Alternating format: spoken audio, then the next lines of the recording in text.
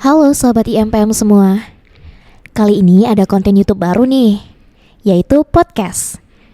Jadi podcast pertama ini akan membahas mengenai catcalling.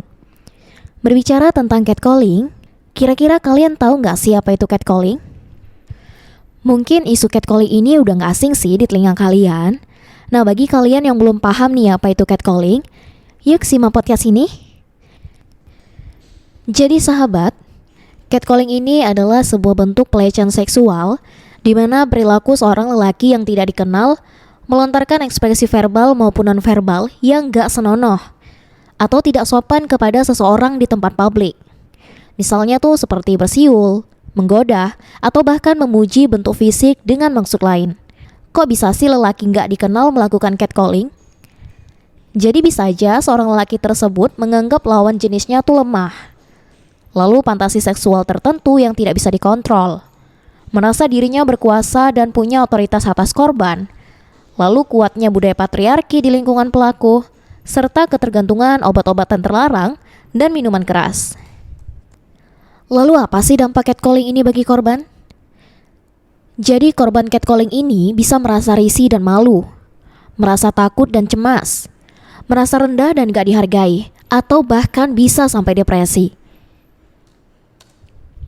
Kalau kita lihat dari dampaknya nih sahabat, dampak yang ditimbulkan itu sangat berbahaya ya. Terus hal apa sih yang bisa kita lakukan saat berada di situasi catcalling tersebut?